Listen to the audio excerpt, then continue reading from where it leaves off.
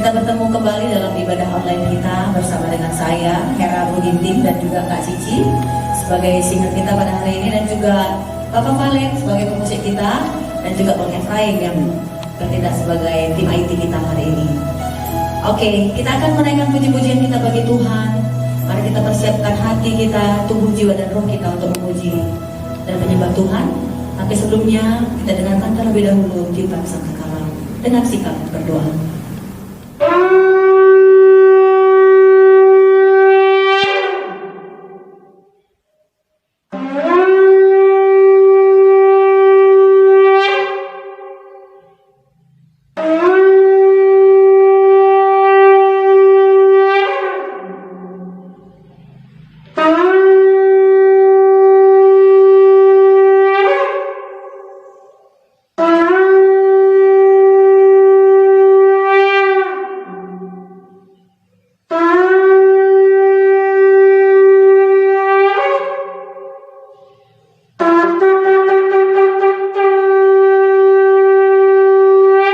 Terkasih dalam nama Tuhan kita Yesus Kristus, sebelum kita mulai ibadah doa pemulihan, mari kita bersatu dalam doa.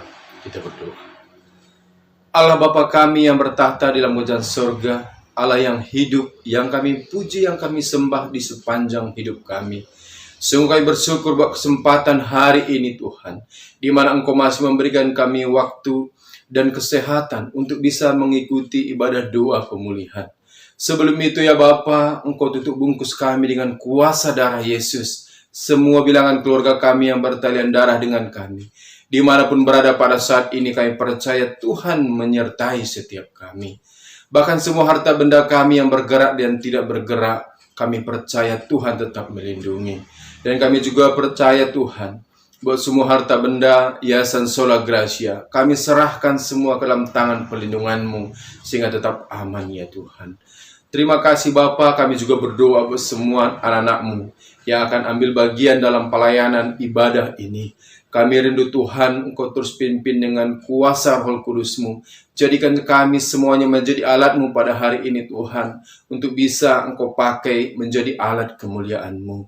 Terkhusus kami berdoa buat hamba-Mu yang akan menyamburkan firman-Mu buat setiap kami Tuhan. Kami rindu Bapa, buatlah hati dan jiwa pikiran kami, diri kami sepenuhnya untuk siap ditaburi dengan firman-Mu. Jadikan tanah yang subur siap untuk ditaburi oleh firman Tuhan, sehingga hidup kami terus bisa menjadi saksi-saksi yang hidup. Terima kasih Bapa, buat hamba-Mu juga Engkau berkati persiapan yang telah Dia buat. Pimpinan kuasa Roh Kudus-Mu tetap mengalir dalam hati dan pikirannya, mengurapi dia, sehingga firman yang akan dia sampaikan adalah firman yang terus menghidupi kehidupan kami pada saat ini. Terima kasih Bapa, dari awal pertengahan sampai selesainya ibadah doa pemulihan ini, kami percaya Engkau terus ada di tengah-tengah kami. Bahkan jaringan handphone yang kami pakai, kami percaya Tuhan menyertainya. Ini doa dan ucapan syukur kami. Di atas itu semua ampunkan segala dosa yang kami perbuat, sehingga kami tetap layak menjadi pemuji dan penyembah-Mu. Di dalam nama Yesus, Tuhan dan Juru Selamat hidup kami berdoa sama-sama kita katakan, amin. Mari kita angkat pujian bagi Tuhan. Dimanapun kita berada, mari kita semuanya berdiri. Sambil bertepuk tangan, kita mau menyatakan bahwa Tuhan Yesus sangat baik bagi kita. Kasihnya tidak pernah berkesudahan.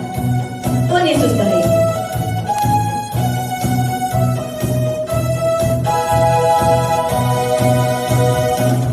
Tiada berkesudahan kasih setiamu Tuhan, selalu baru rahmat-Mu bagiku. Hari berganti hari, tetap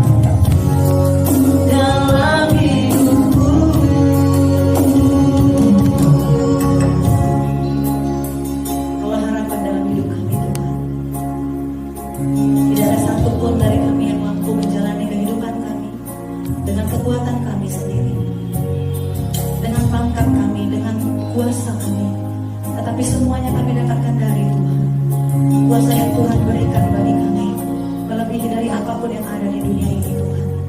Terima kasih ya Allah kami.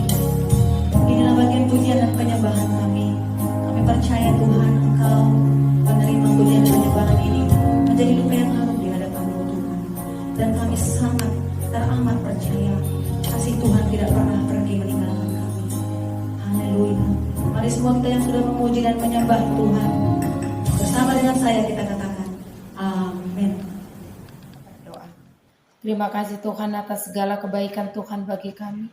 Engkau Bapa yang sangat baik. Engkau Bapa yang menopang di setiap kehidupan kami. Kami berdiri sampai hari ini Tuhan. Bukan karena gagah kuat hebat kami, tetapi melulu karena kasih anugerah Tuhan yang boleh Tuhan kerjakan di sepanjang kehidupan kami. Hari ini Tuhan kami mau menaikkan doa syafaat kami. Suci kuduskan kami atas segala pelanggaran kami, agar kami layak berseru di hadapan-Mu.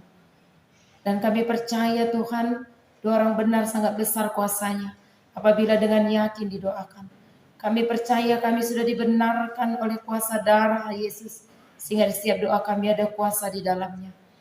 Urapi doa dan perkataan kami di tempat ini Bapa, sehingga lewat doa kami akan mengubahkan segala sesuatu menjadi lebih indah adanya. Bapa, tutup bungkus rapat kami di tempat ini dengan kuasa darah Yesus. Kami semua aman dalam kuasa perlindungan Tuhan. Bahkan bilangan yang bertelen darah dengan kami, harta benda kami baik bergerak maupun tidak bergerak. Tutup bungkus rapat semua dengan kuasa darah Yesus. Kami mau menopang secara khususnya Tuhan Ibu Ketua Yayasan Sola Gracia, Ibu Jenda Meta. Bapak boleh arahkan pandangan-Mu secara khusus bagi beliau. Berikan dia kesehatan dan kekuatan vitamin surgawi Tuhan yang datangnya daripada Engkau boleh mengalir mulai dari ubun kepala sampai ke telapak kakinya, sehingga kekuatan prima jadi miliknya. Berikan hikmat takut gentar akan Tuhan, sehingga dia boleh menjadi perpanjangan tangan-Mu lewat yayasan ini Tuhan, untuk memperluas Injil damai sejahtera-Mu. Terima kasih Tuhan. Kami serahkan kehidupan dan pelayanannya ke dalam tangan kasih anugerah Tuhan. Demikian juga Bapak pengawas kami, anak, cucu dan menantunya, akan seluruh usahanya Tuhan. Semuanya Kau boleh genggam dengan kuatnya kuasa Tuhan. Bahkan kami berdoa bagi setiap pelayanan ini yang dikerjakan lewat Yayasan Sola Gracia yang ada di Pondok Retreat. Demikian juga yang ada di Sebelang. Dan demikian juga yang ada di Medan. Tuhan tutup bungkus rapat semua dengan kuasa darah Yesus. Semuanya aman dalam kuasa perlindungan Tuhan. Demikian juga semua pendoa pengerja Pak, kami serahkan ke dalam tangan kasih Tuhan. Mulai tim 1 sampai tim 7 Tuhan. Kami percaya Tuhan ketika hikmat takut gentar akan Tuhan turun bagi kami.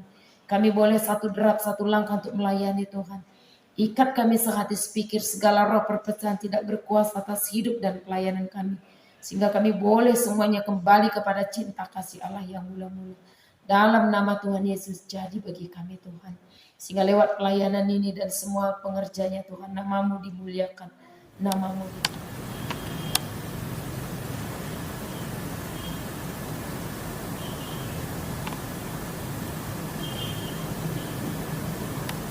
Salam Bapak Ibu, Saudaraku dikasihi Tuhan. Mari kita persiapkan hati dan pikiran kita untuk mendengarkan firman Tuhan. Setelah kita memuji dan mempermuliakan namanya lewat puji-pujian kita, saatnya kita mau mendengar bagian-bagian daripada isi hati Tuhan lewat pemberitaan firman Tuhan. Namun sebelumnya mari kita berdoa. Bapa di dalam surga, Bapa yang kami permuliakan, yang kami tinggikan melalui ibadah pada saat ini. Tibalah saatnya bagi kami untuk mendengarkan firman-Mu. Kami memohon bila Roh-Mu yang kudus menolong kami, mampukan kami boleh mengerti, memahami kebenaran firman-Mu. Kami percaya Tuhan, hanya firman-Mu yang sanggup menguatkan kami, memimpin kami kepada kebenaran-Mu, terlebih memperbaiki kelakuan kami. Kami berdoa Tuhan, supaya sungguh-sungguh Engkau yang mengurapi kami semua, baik seluruh umat-Mu yang mendengar, maupun hamba-Mu yang menyampaikan kebenaran firman-Mu. Segala pekerjaan si iblis dalam bentuk apapun yang mau mencuri kebenaran firman-Mu dari kami, di dalam nama Yesus Kristus, kami patahkan dan kami tolak intervensi iblis. Hanya karya Roh Kudus yang bekerja di dalam pemberitaan pemberitaan firman-Mu. Di dalam nama Yesus Kristus yang berkuasa itu, kami berdoa dan mengucap syukur. Amin. Bapak Ibu, jemaat yang dikasihi oleh Tuhan, salam bagi kita semua.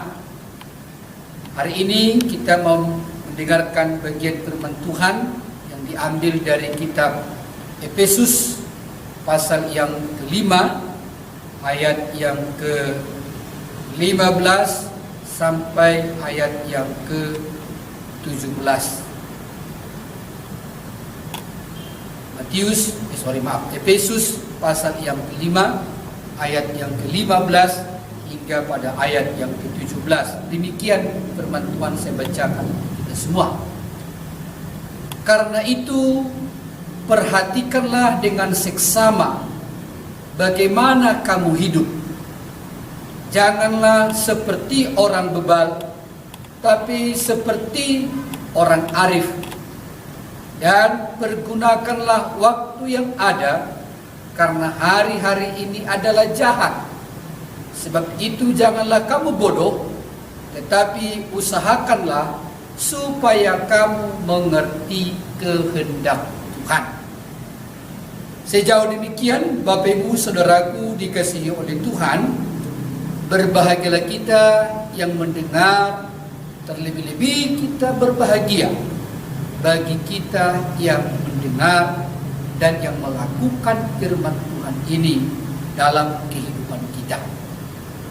Bapak Ibu Saudara-saudaraku dikasihi oleh Tuhan, tulisan Rasul Paulus ini ditujukan kepada jemaat yang ada di Efesus.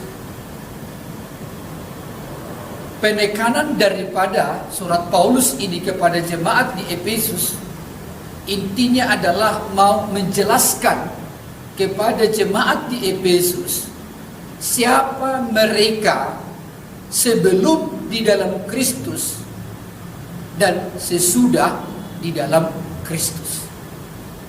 Ini sangat penting Bapak Ibu sebagai orang Kristen kita memahaminya.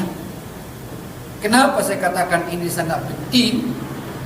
Supaya kita bisa mampu bersyukur kepada Tuhan atas keberadaan kita sebagai orang-orang percaya.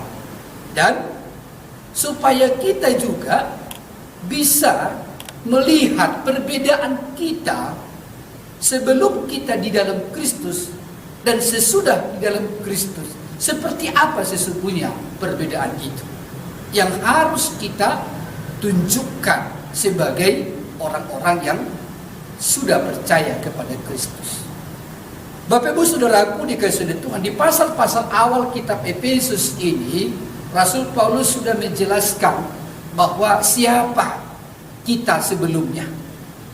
Dan setelah kita menerima anugerah keselamatan di dalam Yesus Kristus, siapa kita sebagai orang-orang yang menerima anugerah itu. Dan di situ dijelaskan khususnya di pasal yang ke-5 ini, di ayat yang ke-17 itu sampai pada ayat 32, setiap orang yang sudah menerima anugerah keselamatan dari Yesus Kristus, Paulus menyebutkan mereka-mereka itu adalah menjadi ciptaan yang baru atau menjadi manusia baru. Karena apa? Karena sudah dibaharui di dalam Kristus Yesus. Jadi bukan lagi manusia yang lama yang statusnya orang berdosa, tetapi sudah menjadi manusia baru karena sudah ditebus dari perbudakan dosa. Nah, di pasal yang kelima ini secara khusus Bapak Ibu Saudaraku dikasihi Tuhan, Rasul Paulus menekankan kepada jemaat di Efesus siapa mereka, apa yang menjadi jati diri mereka. Identitas yang melekat di dalam diri mereka sebagai orang yang sudah diperbaharui itu identitas seperti apa? Ya. Di pasal yang kelima ini ayat yang pertama sampai pada ayat yang ke-14 itu Rasul Paulus menekankan kepada jemaat di Efesus bahwa orang yang sudah diperbaharui di dalam Kristus harus hidup sebagai anak-anak terang. Dan itulah yang dibuat oleh Lembaga Alkitab Indonesia menjadi judul perikop pasal yang kelima ini, yaitu hidup sebagai anak-anak terang. Karena apa? Karena sudah di dalam Kristus, sudah diperbaharui di dalam Kristus, sudah berpindah dari kegelapan kepada yang terang Kristus. Sehingga Paulus mengatakan sebagai yang sudah diperbaharui di dalam Kristus, yang sudah pindah dari kegelapan menjadi terang, maka kamu harus hidup sebagai anak-anak terang. Nah, Bapak Ibu saudara-saudaraku dikasihi oleh Tuhan, ini menjadi panggilan kita sebagai orang Kristen yang sudah diperbaharui. Bagaimana kita harus hidup sesuai dengan identitas yang baru kita sebagai anak-anak terang. Pertanyaan saya di awal ini, pernahkah kita merenungkan hal ini? Pernahkah kita sadar bahwa kita memiliki identitas yang baru oleh karena karya penebusan Yesus Kristus sebagai anak-anak terang? Maka Bapak Ibu saudaraku dikasihi Tuhan,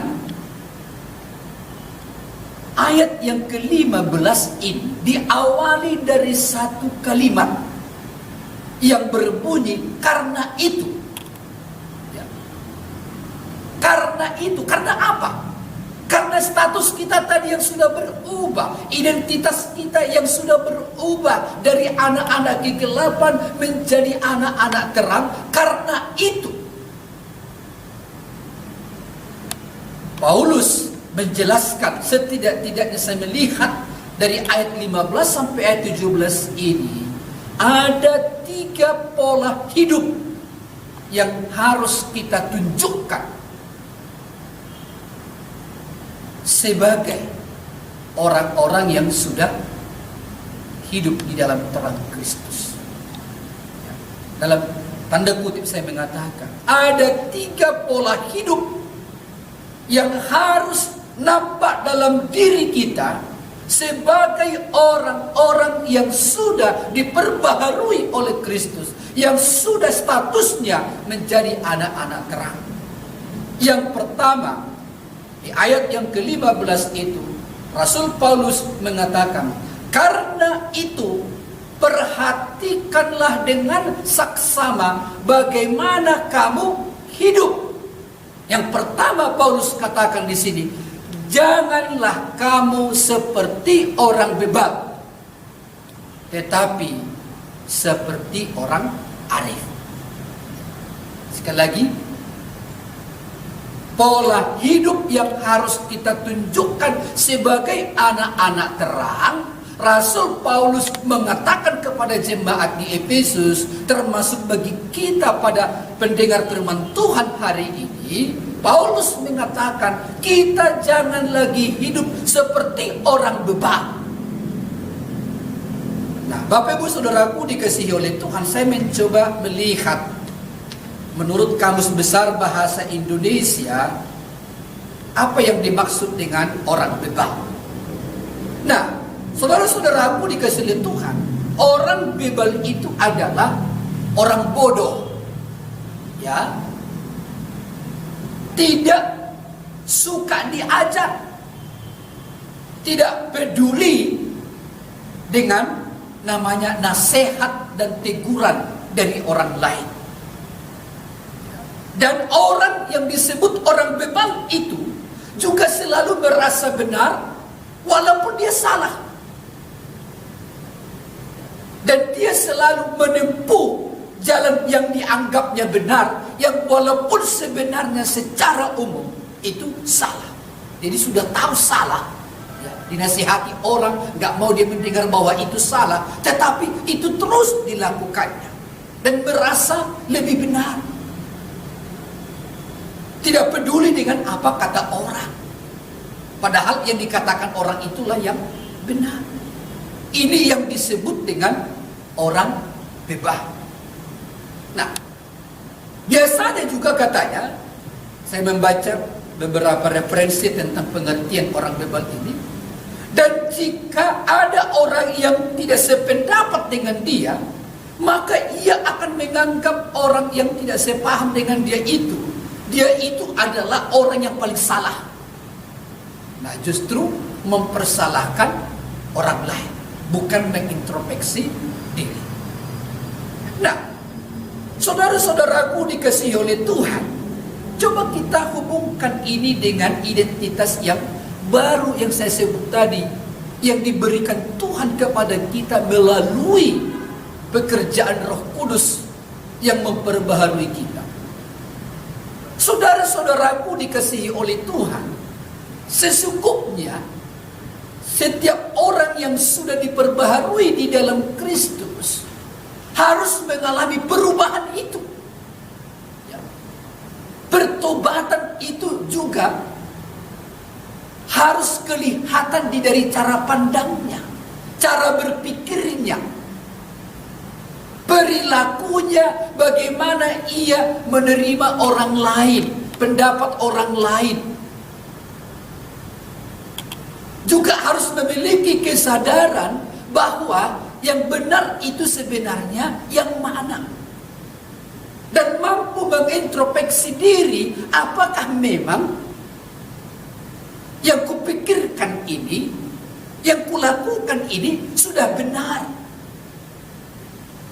ataukah memang aku yang salah, yang dikatakan orang itu yang benar. Harusnya Bapak Ibu Saudaraku dikasihi oleh Tuhan, orang yang sudah dibaharui di dalam Kristus juga harus mengalami pembaharuan itu. Sehingga pertobatan itu bukan saja hanya pertobatan berbicara tentang iman yang sebelumnya tidak menerima Kristus, lalu menerima Kristus, tetapi di dalam satu paket yang sama juga terjadi perubahan pola pikir, perubahan paradigma. Dan itu dikatakan oleh Rasul Paulus kepada jemaat di Efesus. Karena itu perhatikanlah dengan seksama, maksudnya itu perhatikan dengan sungguh-sungguh hidupmu.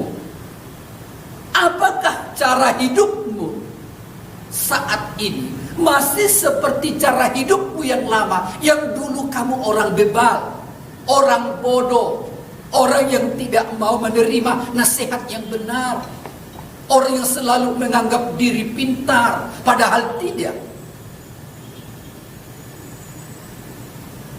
Kamu harus belajar mengintrospeksi diri itu. Karena jika itu kau pertahankan, maka kamu sesungguhnya dengan identitas yang baru itu tidak sepadan. Jika itu masih melekat dalam hidupmu, ciri-ciri orang bebal itu. Maka Rasul Paulus mengatakan, jangan kamu seperti orang bebal, tetapi kebalikannya harus seperti orang arif. Ya, kebalikan daripada orang bebal itu adalah orang arif. Saya juga belajar melihat dari Kamus Besar Bahasa Indonesia.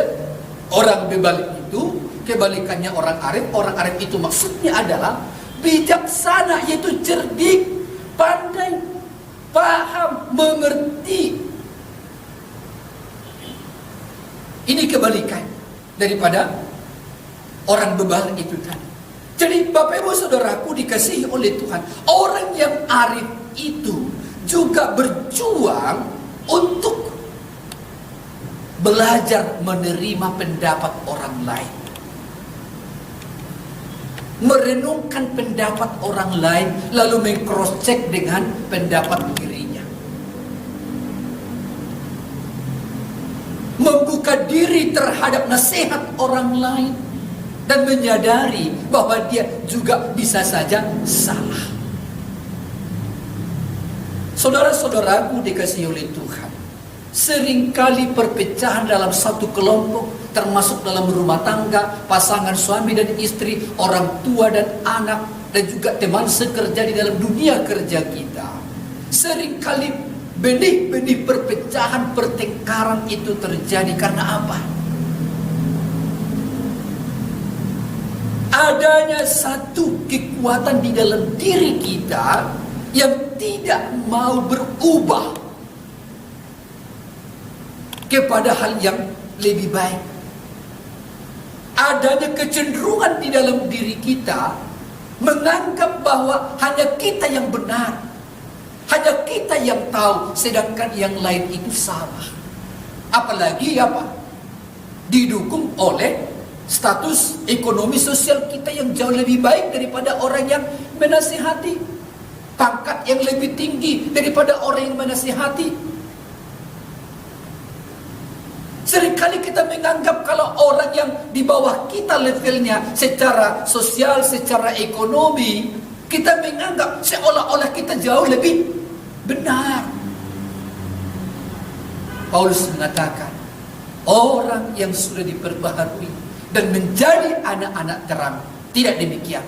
Tetapi harus menjadi orang yang arif, yang sungguh-sungguh ia bijaksana, paham, mengerti, membuka diri terhadap berbagai-bagai nasihat. Kita harus hidup demikian, Bapak Ibu Saudaraku dikasihi Tuhan. Karena itulah harusnya ciri daripada anak-anak terang itu, yaitu menjadi pribadi yang hidup dengan arif, bukan menjadi pribadi yang bebas. Lalu yang kedua, Bapak Ibu Saudaraku dikasihi Tuhan, nasihat Rasul Paulus bagaimana kita sebagai anak-anak terang hidup dalam keseharian kita. Karena tadi dikatakan, yang pertama tadi, perhatikanlah dengan seksama bagaimana kamu hidup, yaitu jangan seperti orang bebal, tetapi seperti orang arif. Yang kedua, dia katakan di situ, ayat yang ke-15, dibuka kalimat di sana, perhatikanlah dengan seksama bagaimana kamu hidup. Lalu di poin yang kedua itu, bagaimana supaya kita mempergunakan waktu dengan baik. Ayat 16 katanya, dan pergunakanlah waktu yang ada, karena hari-hari ini adalah jahat. Pergunakanlah waktu yang ada, karena hari-hari ini adalah jahat. Saudara-saudara, Bapak Ibu dikasihi oleh Tuhan, di dalam bahasa Yunani, kata waktu itu ada memiliki dua bahasa, dua kata. Ya. Pertama itu waktu juga berbicara tentang kronos, tetapi waktu itu juga itu berbicara tentang kairos. Di mana perbedaannya? Kronos itu berbicara tentang urutan waktu atau kronologi waktu. Ya, misalnya dari detik ke menit ke jam. Nah, itu dia kan urutan waktu, detik, menit, ke jam, atau dari hari ke minggu, ke bulan, ke tahun. Nah, kira-kira begitu. Nah, itu kronologi. Ya, jadi kronos itu waktu yang pertama. Yang bahasa Indonesianya itu adalah urutan waktu atau kronologi. Dari sanalah asal mula berbicara kata kronologi. Tetapi Paulus memakai kata waktu di ayat 16 ini, dan pergunakanlah waktu, ini bukan kata kronos yang dipakai, tetapi yang dipakai di sini adalah kairos. Nah, pergunakanlah kairos. Kairos yang dimaksud di sini, Bapak Ibu Saudaraku dikasihi Tuhan, adalah bukan urutan waktu tadi yaitu kronos, tetapi kairos ini berbicara adalah kesempatan yang ada, momentum yang ada. Ya. Kalau kronos itu tadi, itu bisa berputar, ya kan? Artinya apa? Seperti misalnya mulai tadi pagi jam 6, jam 7, jam 8, jam 9, itu kan berputar. Dalam 24 jam itu berputar balik. Tetapi kairos ini tidak pernah berputar balik. Makanya dalam terjemahannya dalam bahasa Indonesia itu adalah kesempatan atau momentum. Dan banyak orang mengatakan, bahkan kata bijak mengatakan, tidak pernah momentum itu, tidak pernah kesempatan itu datang dua kali. Kesempatan itu hanya datang satu kali. Makanya kata bijak selalu mengatakan, mumpung ada kesempatan, manfaatkan, karena tidak akan datang lagi kesempatan kedua. Maksudnya di dalam situasi yang sama. Nah, Paulus mengatakan di sini, pergunakan yang ada. Apa maksudnya Bapak Ibu Saudaraku dikasih Tuhan? Rasul Paulus menasihatkan jemaat di Efesus. Ini berbicara kesempatan yang Tuhan beri kepada kita hidup. Kita tahu, saudara-saudaraku dikasih oleh Tuhan, kita hidup di dunia ini tidak abadi, tidak kekal. Walaupun Musa di dalam doanya menyebutkan umur manusia itu kira-kira 70, kalaupun ia kuat 80 tahun. Itu berbicara limit secara umum, ya, bisa lebih kurang. Tetapi faktanya tidak semua juga orang bisa mencapai umur 70 tahun, bahkan 80 tahun. Ada yang meninggal pada waktu anak-anak, remaja, dewasa awal. Artinya apa di sana? Paulus mengatakan bahwa karena kita punya limit hidup di dunia ini, karena kita tidak punya kemampuan mengetahui kapan kita berakhir dari dunia ini, maka ketika Tuhan memberikan kamu hidup hari ini, pergunakanlah itu sebaik-baiknya. Pergunakanlah waktu itu sebaik-baiknya. Karena apa? Tidak akan terulang kesempatan hari ini, momentum hari ini untuk di kemudian hari. Karena kita tidak tahu apa yang terjadi 1 jam ke depan, 2 jam ke depan. Kita tidak tahu apakah kita masih hidup dalam 3 jam ke depan. Apakah kita masih bisa hidup besok apa tidak. Kita tidak tahu. Jadi mumpung hari ini diberi Tuhan kesempatan kamu hidup, pergunakanlah itu sebaik-baiknya. Mempergunakan untuk apa, Bapak Ibu? Yang jelas di sini seperti judul daripada perikop ini tadi adalah mempergunakan momentum waktu yang Tuhan berikan hari ini, bersaksi, menunjukkan tentang identitas diri kita tadi sebagai orang-orang yang sudah diperbaharui, orang-orang yang sudah didiami oleh Roh Kudus. Mempergunakan waktu untuk apa? Memberitakan tentang kerajaan Allah bagi mereka yang belum menerima kerajaan Allah, bagi mereka yang belum menerima Kristus. Mempergunakan apa? Mempergunakan kesempatan waktu yang ada yang Tuhan beri bagi kita untuk melayani Tuhan sebaik-baiknya melalui talenta dan karunia yang Tuhan berikan kepada kita. Mempergunakan waktu dalam hal apa? Mempergunakan waktu ketika kita masih bisa sehat hari ini, berbuat baik. Pergunakanlah kesehatan kita hari ini untuk berbuat baik, melayani Tuhan dan melayani sesama. Karena ada waktunya, tidak ada lagi kesempatan bagi kita untuk berbuat baik. Akan ada waktunya kita tidak bisa lagi memiliki kesempatan untuk melayani Tuhan dan melayani sesama kita manusia dalam mengasihi mereka. Mungkin kita masih bisa hidup, tetapi mungkin dari sisi kesehatan kita nggak bisa lagi untuk berbuat apa-apa. Itu dimaksud Rasul Paulus di sini. Pergunakanlah kairos yang ada. Karena kairos itu tidak pernah kembali lagi. Kesempatan momentum itu hanya datang satu kali. Karena kita punya limit. Dan karena kita tidak tahu apa yang terjadi di depan. Saudara-saudaraku, Bapak Ibu dikasihi Tuhan, ini menjadi satu perenungan yang mendalam bagi kita. Siapapun kita yang mendengarkan firman Tuhan ini, baik yang ada di gedung Yayasan Sola Gracia ini, maupun Bapak Ibu yang mendengarnya lewat live streaming atau yang ada di YouTube. Ketika Tuhan memberimu hari ini ada kesempatan, ketika Tuhan berbicara dalam hatimu untuk berbuat sesuatu, jangan menunggu nanti, jangan menunggu hari esok, tetapi berbuatlah, bertindaklah, karena ini adalah momentum yang tepat. Seringkali kegagalan kita adalah mengatakan akan nanti masih ada waktu. Nanti masih ada waktu. Ya, Kronos itu ada nanti. Bisa saja itu ada nanti. Walaupun belum pasti. Tetapi yang pasti adalah Kairos itu tidak akan mungkin ada lagi nanti.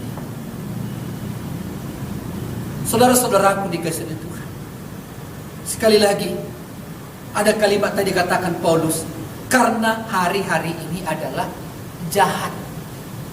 Bahkan dunia akan semakin jahat. Jadi dalam setiap momentum yang ada, mari kita manfaatkan Bapak Ibu. Ya, mari kita manfaatkan sebaik-baik. Yang terakhir, yang ketiga, apa nasihat Rasul Paulus kepada kita orang-orang yang sudah baharui, yang disebut tadi sebagai anak-anak terang kepada jemaat di Efesus, juga bagi kita pendengar hari ini dari pemberitaan firman Tuhan ini. Yang pertama tadi saya akan mengulangi, sekedar mengingatkan kita, Rasul Paulus mengatakan kita harus hidup seperti orang arif. Ya, jangan seperti orang bebal. Yang kedua, mempergunakan momentum yang ada sebaik-baiknya. Jangan sampai terjadi ada penyesalan di kemudian hari. Lalu yang ketiga, yang terakhir di sini di ayat yang ke-17, Rasul Paulus kembali membuat perbandingannya. Sebab itu janganlah kamu bodoh, tetapi usahakanlah supaya kamu mengerti kehendak Tuhan. Di dalam waktu yang Tuhan beri, di kesempatan yang Tuhan beri bagi kita, di status yang sudah Tuhan beri sebagai anak-anak terang bagi kita, karena kita sudah diperbaharuinya melalui iman kita kepada Yesus Kristus. Paulus mengatakan, di dalam kehidupanmu sehari-hari, perhatikanlah dengan seksama bagaimana kamu hidup. Yaitu maksudnya adalah hiduplah dengan selalu belajar mengerti kehendak Tuhan. Hiduplah selalu dengan belajar untuk mengerti kehendak Tuhan. Saudara-saudara, Bapak Ibu yang dikasihi Tuhan, tujuan Tuhan menciptakan kita, lalu menebus kita kembali dari perbudakan dosa, dari kegelapan dipindahkannya kita kepada terangnya yang ajaib, supaya kita hidup di dunia ini menjalankan kehendak Tuhan. Saya mengutip apa yang dikatakan oleh pendeta Rick Warren. Kita ada di dunia ini bukan kebetulan, tetapi kita ada di dunia ini dan ditebus di dalam Yesus Kristus untuk tujuan Allah. Bukan tujuan kita, bukan untuk kehendak kita, tetapi untuk kehendak Allah. Makanya Yesus mengajarkan hal yang sama juga kepada murid-muridnya dalam berdoa, di dalam doa Bapa kami yang menyebut di sana, jadilah kehendak-Mu. Nah, sebagai anak-anak terang Bapak Ibu Saudaraku dikasihi Tuhan, ketika kita hidup di dunia ini, kita harus memastikan apakah yang kita pikirkan, apakah yang kita ucapkan, apakah yang kita lakukan dalam keseharian kita sebagai orang-orang Kristen, orang-orang yang dibaharui itu, sudahkah semuanya itu menjadi bagian daripada kehendak Tuhan, ataukah itu kehendak kita? Ini penting kita renungkan Bapak Ibu Saudara dikasihi Tuhan. Karena apa yang menjadi kehendak kita belum tentu itu kehendak Tuhan. Tetapi apa yang menjadi kehendak Tuhan, pasti itu yang menjadi terbaik bagi kita. Kehendak kita belum tentu itu menjadi terbaik bagi kita. Karena seringkali apa? Kehendak kita itu adalah subjektif. Bapak Ibu Saudara, termasuk di dalam hal-hal yang sangat sulit. Di situ justru kita harus lebih memahami apa yang menjadi kehendak Tuhan. Nah, saudara-saudaraku Bapak Ibu dikasihi Tuhan, sedikit tips bagaimana supaya dalam keseharian kita bisa mengerti kehendak Tuhan. Rahasianya hanya satu, tipsnya hanya ada satu: membangun relasi dengan Tuhan. membangun keintiman dengan Tuhan.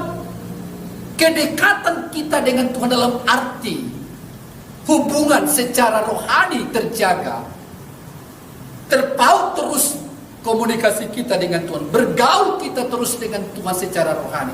Itulah yang akan memberi kepada kita pengalaman bagaimana akhirnya kita mengerti kehendak Tuhan. Tidak mungkin kita bisa memahami dan mengerti kehendak Tuhan, tetapi kita tidak intim dengan Tuhan. Secara relasi kita jauh dari Tuhan. Gak mungkin. Analoginya sama seperti hubungan suami istri, orang tua dengan anak. Gak mungkin istri bisa mengerti kehendak suami, tetapi di dalam relasi mereka, dalam hubungan mereka dalam setiap hari, tidak pernah intim dalam arti komunikasi. Tidak ada mengambil waktu untuk mereka saling mengenal, saling dalam mengerti satu dengan yang lain. Gak mungkin itu terjadi. Secara logika sederhana, pengertian itu akan muncul ketika ada hubungan yang intim. Anak dengan orang tua juga demikian, orang tua juga dengan anak demikian. Saudara-saudaraku dikasihi Tuhan, kuncinya di sini adalah mengerti kehendak Tuhan. Berarti kita harus memastikan bagaimana keintiman kita dengan Tuhan. Maka Bapak Ibu Saudaraku dikasihi Tuhan, semakin intens kita bersekutu dengan Tuhan, dalam persekutuan dua pribadi kita dengan Tuhan, saat teduh kita, ibadah kita, maka di sana peluang besar untuk kita semakin mengerti kehendak Tuhan. Jangan mencoba mencari kehendak Tuhan di Google, walaupun Google itu memiliki banyak manfaat, ya kan? Termasuk sekarang anak-anak kalau ujian enggak lagi membaca buku, ya, langsung Google aja ditanya, karena dalam masa pandemi ini kan belajar di rumah, ujian di rumah, hanya cek aja di Google. Tetapi saya pastikan untuk memahami apa yang menjadi kehendak Tuhan di dalam hidupmu, Google tidak bisa memberikan jawaban itu. Tetapi yang bisa memberi jawaban itu, bangunlah keintimanmu dengan Tuhan, hubungan pribadimu dengan Tuhan, yang selalu saya katakan dalam khotbah-khotbah saya, ketika engkau hidup dalam disiplin rohanimu, maka engkau mengerti apa yang menjadi kehendak Tuhan dalam hidup. Kiranya firman Tuhan ini memberkati kita semua Bapak Ibu. Biarlah kita seperti yang dinasihatkan Rasul Paulus kepada jemaat Efesus, kita belajar mengerti bagaimana kita hidup di tengah-tengah dunia ini. Sekali lagi, kita harus orang yang arif, bukan orang bebal. Kita harus orang yang mempergunakan waktu yang ada, yaitu kairos, momentum yang ada. Mari kita manfaatkan itu sebaik-baiknya. Dan yang ketiga tadi disebut di sini, saudaraku dikasihi Tuhan, kita harus belajar mengerti kehendak Tuhan dalam hidup kita. Dengan demikian, benar-benarlah kita menjadi anak-anak terang yang menjadi puji-pujian bagi nama Tuhan dan menjadi berkat bagi sesama kita. Amin. Mari kita berdoa. Bapa di dalam surga, terima kasih pada pagi ini. Kami bersyukur di pagi menjelang siang ini kami boleh menikmati kehadiran-Mu melalui ibadah kami, menikmati kehadiran-Mu melalui puji-pujian, penyembahan dan doa-doa kami, terlebih melalui kebenaran firman-Mu. Tuhan, tolonglah kami. Setiap kami mendengar firman-Mu, baik yang ada di gedung Yayasan Sola Gracia ini maupun umat-Mu yang ada di rumah dan di berbagai tempat, jamah kami semua Bapa. Roh Kudus menolong kami supaya kami dimampukan seperti tanah yang subur. Ketika firman-Mu kami dengar, firman Tuhan itu bertumbuh di dalam kehidupan kami. Bahkan bukan saja hanya bertumbuh, tetapi berbuah-buah lebat, sehingga nama Tuhan dipermuliakan. Di mana melalui hidup kami nama Tuhan dipermuliakan, sebagaimana janji-Mu, apapun yang kami minta di dalam Engkau akan mengabulkannya. Terima kasih Bapa dalam surga. Kiranya sekali lagi firman-Mu ini menguatkan, meneguhkan, dan memperbaiki kelakuan kami. Dalam Yesus Kristus Tuhan kami berdoa. Amin. Kiranya